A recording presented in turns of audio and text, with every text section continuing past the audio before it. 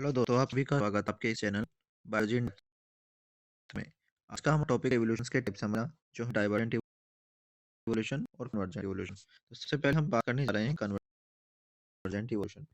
देखिए, convergent evolution एक evolution का टाइप है जो ये बताता है हमें कि कन्वर्जेंस का हिंदी में अर्थ होता है अभिसारी।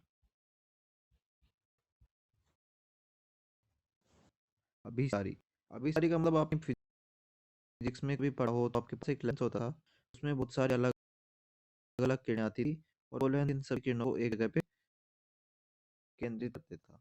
हम ये किसी कॉन्सेप्ट को कुछ इसी तरीके से जोड़ेंगे, इसके अंदर हमें समझ में आएगा कि हम किस तरीके से एनिमल के ग्रुप को या फिर एनिमल्स को एक ही जगह पे उनके कैरेक्टर्स के अकॉर्डिंग देखते हैं।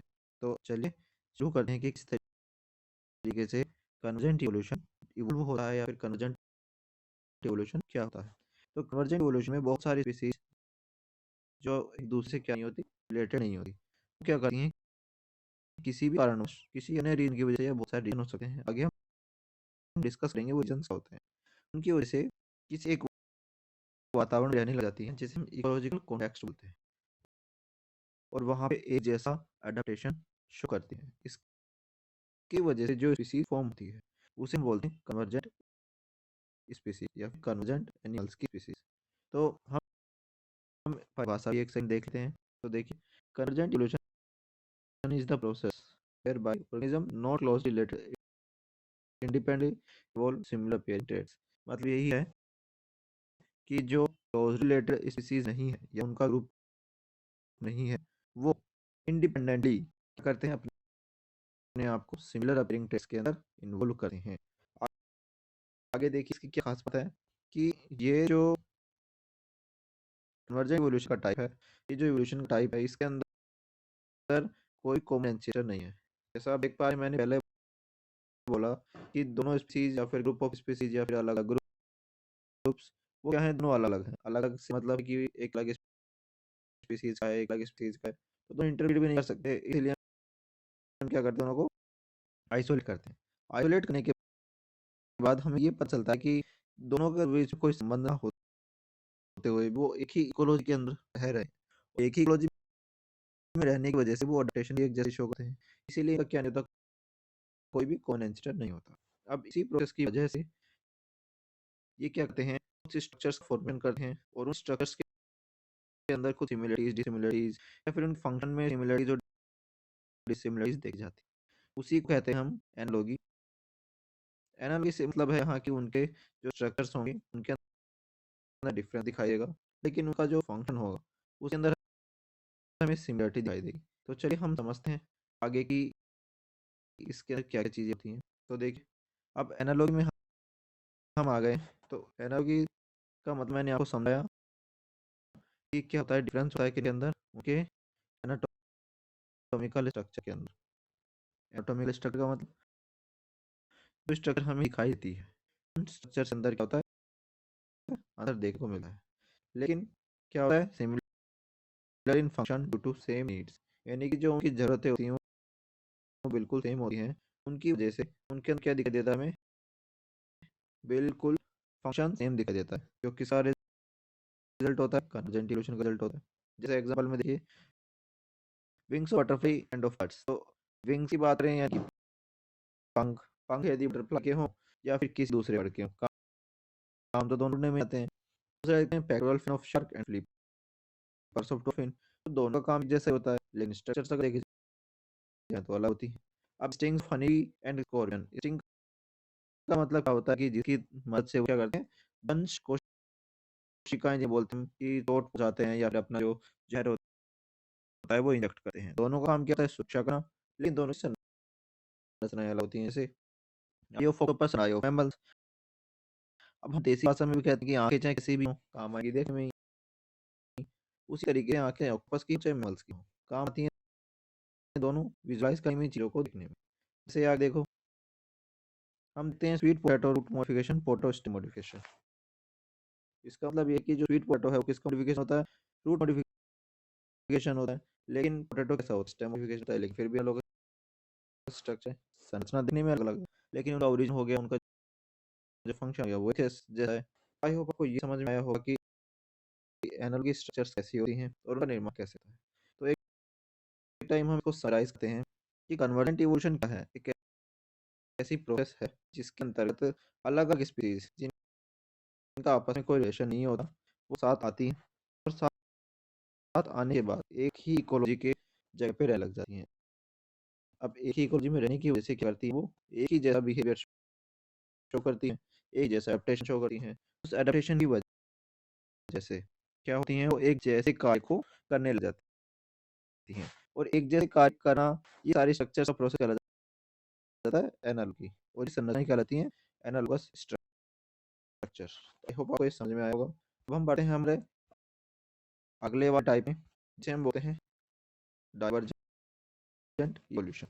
तो देखिए आप डाइवर्जेंट इवोल्यूशन के अंदर आपको नाम से समझ में आ रहा होगा तो हिंदी में बोलते हैं अपसारी।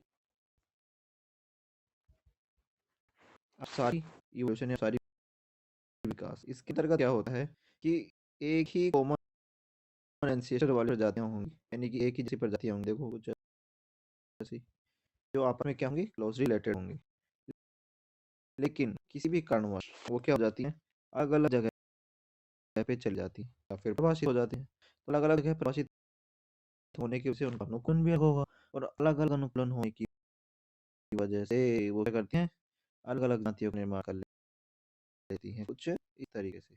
देखिए आपको ये चित्र के माध्यम से समझ में आ रहा होगा कि ये देखो सबसे पहले क्या था एक वोयलेट स्पीसीज जिसके क्लोजली रिलेटेड स्पीसीज के सदस्य थे जो प्रवास करने की वजह से या फिर किसी अन्य कारण की वजह से क्या हो गए अलग अलग हो गए और अलग अलग होकर क्या बन लिए अलग अलग स्पीसीज का निर्माण कर लिया। हम इसकी परिभाषा एक बार लिखते हैं कि refers to the process by which inbreeding species interbreeding species। अब देखो यहाँ बात ऐसी है कि जो स्पीसीज क्लोजली रिलेटेड हैं वो आपस में इंटरब्रीड कर भी सकती हैं या नहीं भी कर सकती। क्या होती हैं डाइवर्स हो जाती हैं किस अंदर दो या दो से अधिक इवोल्यूशनरी ग्रुप के अंदर। जैसे मैंने आपको बताया कि जो क्लोज रिलेटेड स्पीसीज होंगी वो क्या कर सकती हैं पहली बार इंटरब्रीड कर सकेंगी और जब वो क्या हो जाएंगी दो या दो से अधिक इवोल्यूशनरी ग्रुप्स के अंदर डिवाइड हो जाएंगी तो इस प्रोसेस को बोलते हैं इवोल्यूशनरी डाइवर्जेंट इवोल्यूशन। इसका मतलब ये है कि जो ग्रुप्स होंगे स्पीसीज के क्या होते हैं सिमिलर तो होंगे और जो हुए भी होंगे लेकिन वो क्या हो जाएंगे more and more dissimilar through time. इसी कुछ ऐसा समझ सकते हैं कि जैसे एक ही जो संतान एक ही पीढ़ी की जो संतान होती है वो संरचना में कुछ कुछ उनकी झलक दिखाई देती है लेकिन फिर वो क्या होते हैं अलग होते हैं। तो ये कुछ उसी ऐसा कॉन्टेक्स्ट है और यहाँ पे आप देख रहे हैं कि रीजन लिखा हुआ है कि रीजन क्या है एबायोटिक फैक्टर कि जो एबायोटिक फैक्टर्स होते हैं उनकी वजह से क्या होते हैं वो अलग अलग होते हैं उसके कारण बहुत सारे होते हैं लेकिन मेन जो रीजन था इसका एबायोटिक फैक्टर है। आगे देखते हैं। देखिए these animal have common ancestor.